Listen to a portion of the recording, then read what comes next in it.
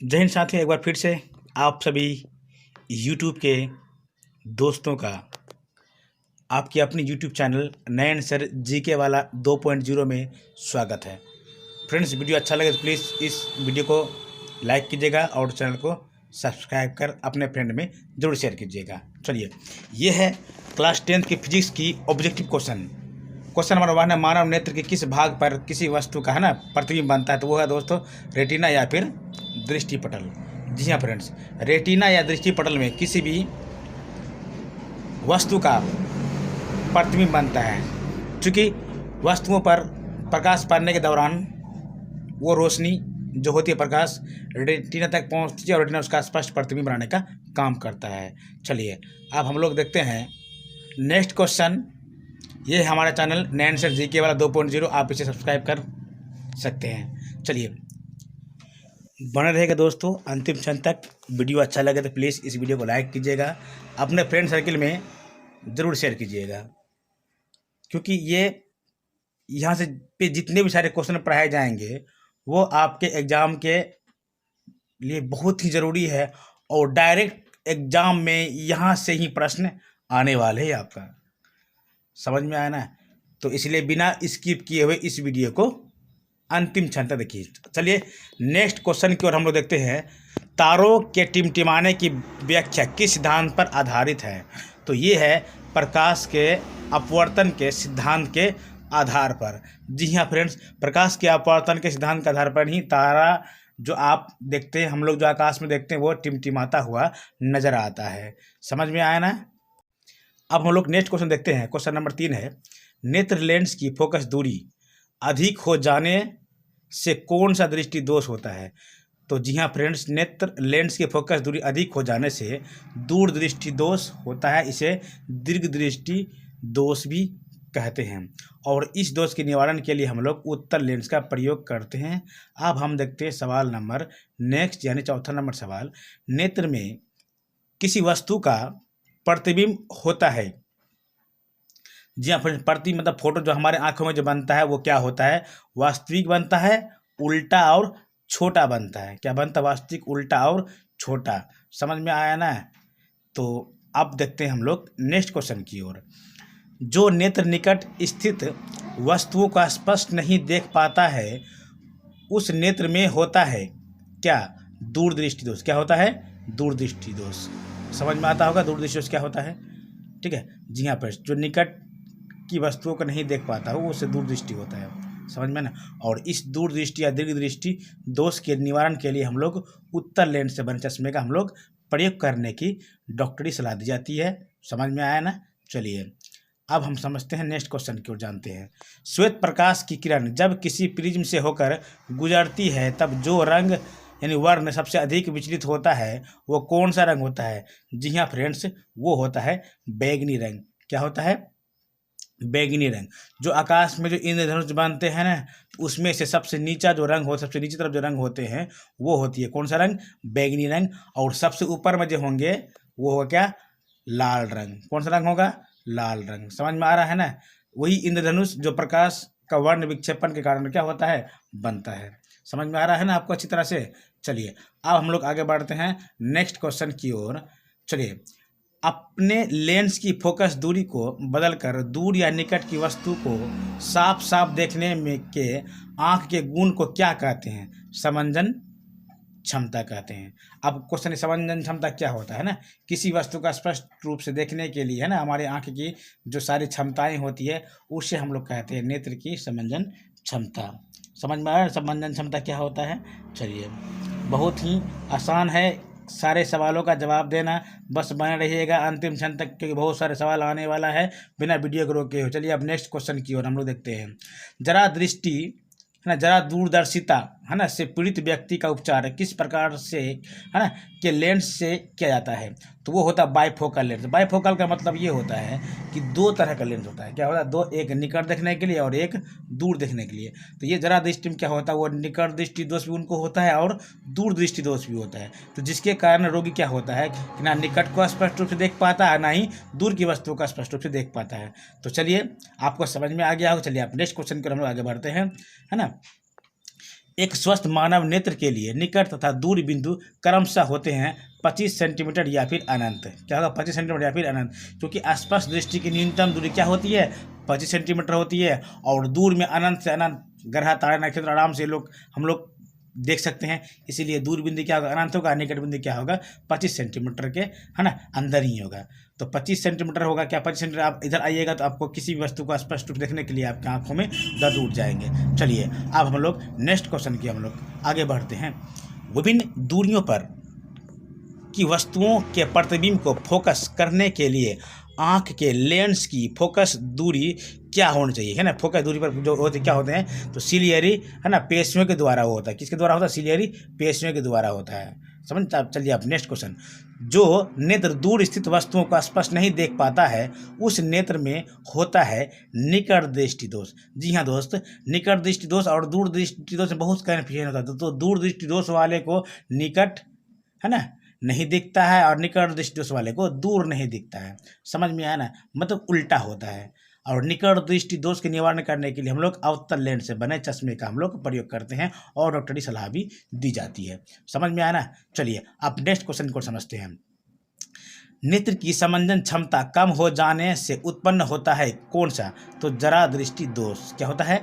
जरा दृष्टि दोष क्या होता है? नेत्र की समंजन क्षमता, है ना, खत्म हो जाने के कारण होता है। समंजन क्षमता में क्या होता है? लोग निकट और दूर दोनों में से किसी भी वस्तुओं का स्पष्ट प्रतिबिंब, है ना, वो नहीं देख पाता है। चलिए अब हम लोग नेक्स्ट क्वेश्चन पर आगे बढ़ते हैं।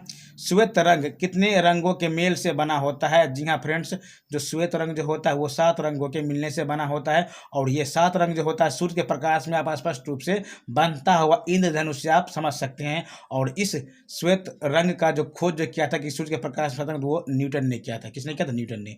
चलिए आप नेक्स्ट क्वेश्चन को समझते हैं। इंद्रधनुष का बनना किस परिघटना पर आधारित होता है? तो इंद्रधनुष जो बनता है वो प्रकाश का वर्ण विक्षेपण के कारण होता है। जी हाँ फ्रेंड्स, इंद्रधनुष वही होता है जो हमारे आकाश में जो बनता हुआ दिखाई देता है बरसात के मौसम में। ये सूर्य के प्रकाश जो प्रकाश की बूंदों पर पड़ता है तो उस किरणों के विक्षेपण के कारण इंद्रधनुष का निर्माण होता है। अब चलिए नेक्स्ट क्वेश्चन की ओर।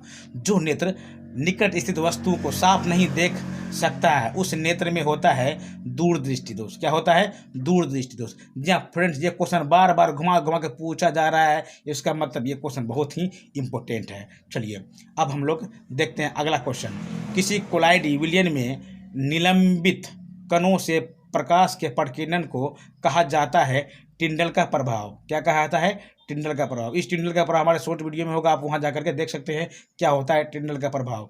जी हाँ फ्रेंड, कोई कोलाइडी विलयन में आप टॉर्च मारेंगे तो उसका रोशनी क्या होता है? छितरता हुआ आपको दिखाई देता होगा। ठीक है, तो इससे हम लोग कह सकते हैं टिंडल प्रभाव है। चलिए नेक्स्ट क्वेश्चन समझते हैं हम लोग। निकट दृष्टि दोष वाले व्यक्ति के चश्मे में होता है, तो ये मैंने पहले कहा दिया, बता दिया हूँ आपको कि ये निकट दृष्टि दोष वाले व्यक्ति को अवतल लेंस से बने चश्मे का प्रयोग करने की सलाह दी जाती है, और दूर दृष्टि दोष वाले व्यक्ति को उत्तल लेंस से बने चश्मे का प्रयोग करने की सलाह दी जाती है, और उनका चश्मा भी बना होता है। समझ में आया ना? चलिए अब हम लोग अगला क्वेश्चन देखते हैं। इसे आप एक एक उतार दीजिएगा। मानव नेत्र में उपस्थित लेंस होता है। जी हाँ फ्रेंड्स, मानव नेत्र का जो लेंस जो होता है वो होता है उत्तल लेंस। वही उत्तल लेंस जो हमारे मोबाइल और कैमरों में लगे होते हैं। तो हमारे मोबाइल में और कैमरे में कौन सा लेंस लगा होता है? तो वो होता है उत्तल लेंस, है ना। और ये उत्तल लेंस हमारे आँखों में भी लगे होते हैं। चलिए अगला क्वेश्चन हम लोग देखते हैं। निम्न में से किस दृष्टि दोष में नेत्र को क्रिस्टलीय लेंस धुंधला अपारदर्शी हो जाता है? तो ये है मोतियाबिंद। क्या होता है? मोतियाबिंद। मोतियाबिंद में क्या होता है फ्रेंड्स, है ना, हमारे आँखों में पुतलियों के ऊपर अर्थात लेंस के ऊपर में एक अपारदर्शी छाला पड़ जाता है, जिसे हम लोग क्या कहेंगे? मोतियाबिंद कहते हैं। चलिए नेक्स्ट क्वेश्चन, अगला क्वेश्चन देखते हैं हम लोग। स्पेक्ट्रम प्राप्त करने के लिए किसका उपयोग किया जाता है? तो स्पेक्ट्रम प्राप्त करने के लिए फ्रेंड्स हम लोग प्रिज्म का उपयोग करते हैं। किसका उपयोग करते हैं? प्रिज्म। प्रिज्म यदि आप सूर्य के प्रकाश अभी दौड़ाएंगे तो उसमें आगे जो रोशनी जो प्रकाश जो निकलता हुआ दिखाई देगा वो 7 रंगों में विभक्त यानी दिखाई देगा। समझ में आया ना? तो सूर्य में 7 रंग स्पेक्ट्रम से हम लोग है ना प्राप्त से हम लोग जानकारी प्राप्त कर सकते हैं। चलिए नेक्स्ट क्वेश्चन देखते हैं हम लोग। स्पेक्ट्रम में किस रंग की किरण का विचलन झुकाव कम होता है? तो जी हाँ फ्रेंड्स, स्पेक्ट्रम में क्या होता है? सबसे ऊपर में क्या होता है? लाल रंग होता है, और जिसके कारण लाल रंग ऊपर जो होता है तो वो झुकता कम है, तो लाल रंग का ही झुकाव सबसे कम होता है। किसमें? स्पेक्ट्रम। स्पेक्ट्रम का मतलब होता है वो 7 रंग का जो पट्टी प्राप्त होता है उसे हम लोग स्पेक्ट्रम कहते हैं। चलिए नेक्स्ट क्वेश्चन, प्रकाश के किस रंग का तरंगदैर्घ्य सबसे कम होता है?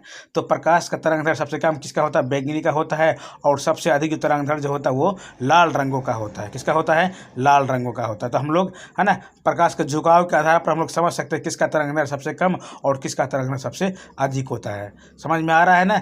उतारते रहिए दोस्त, और इससे जो क्या होता है कि आगे शेयर करते रहिए। नेक्स्ट क्वेश्चन देखते हैं हम लोग, आकाश का रंग नीला प्रतीत होता है, तो आकाश हम लोग जब देखते हैं ना वो बिल्कुल ब्लू दिखाई देता है। क्या देता है? ब्लू। ब्लू मतलब नीला। समझ में आया ना? तो ये प्रकाश के प्रकीर्णन के कारण क्या होता है, आकाश हम लोगों को क्या होता है? नीला दिखाई देता है। और कोई व्यक्ति अंतरिक्ष में, तो वो अगर अंतरिक्ष से पृथ्वी में देखेगा तो उसे काला दिखाई देगा। चलिए, नेत्र गोलक का व्यास क्या होता है? तो नेत्र गोलक का व्यास होता है 2.3 सेंटीमीटर। जी हाँ फ्रेंड्स, ये हमारा एक फोटो आया हुआ है हमारे कोचिंग का है, जिसमें पता और यहाँ पे इस कोचिंग में कितनी सारे विषयों की तैयारी कराई जाती है ना, ये कॉम्पिटिशन की भी तैयारी कराई जाती है। तो आप इनसे हमारे कॉन्टेक्ट करके सारे इंक्वायरी प्राप्त कर सकते हैं, इंक्वायरी कर सारी जानकारी प्राप्त कर सकते हैं। चलिए अब हम लोग जाते हैं नेक्स्ट क्वेश्चन की ओर। पुतली के साइज को नियंत्रित करने वाला गहरा पेशीय डायफ्राम क्या कहलाता है? तो परितारिका क्या कहलाता है?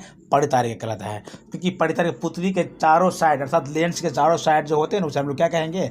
परितारिका कहेंगे। क्या कहेंगे? परितारिका। ये बहुत ही एकदम अति महत्वपूर्ण सब सवाल है दोस्त, है ना? इसे आप अच्छी तरह से उतारना और याद करना, क्योंकि यही से सारे सवाल आपके एग्जाम में आने वाले हैं। चलिए अगला क्वेश्चन, निकट दृष्टि दोष को दूर करने के लिए किस लेंस का व्यवहार होता है? तो वो होता है अवतल लेंस का। किसका? अवतल लेंस का। इनके बारे में आपको पहले यानी अर्थात पीछे जो क्वेश्चन दिया हुआ है उनमें आपको बता दिया गया। यदि निकट दृष्टि दोष हो तो अवतल लेंस, और दूर दृष्टि दोष हो तो क्या करते हैं हम लोग? उत्तल लेंस से बने चश्मे का हम लोग क्या करते हैं? प्रयोग करते हैं। चलिए अब अगला क्वेश्चन देखते हैं, निकट दृष्टि दोष उत्पन्न होने का कारण क्या है? ठीक है, तो निकट दृष्टि दोष जो उत्पन्न होता है वो होता है अभिनेत्र लेंस की वक्रता का क्या होता है कि बढ़ जाना। क्या होता है? है ना, अभिनेत्र लेंस की वक्रता क्या होती है? वो क्या झुकाव क्या उसका बढ़ जाता है, जिसके कारण क्या होता है ना, निकट दृष्टि दोष हमारे आंखों में उत्पन्न हो जाता है। चलिए अब अगला क्वेश्चन देखते हैं।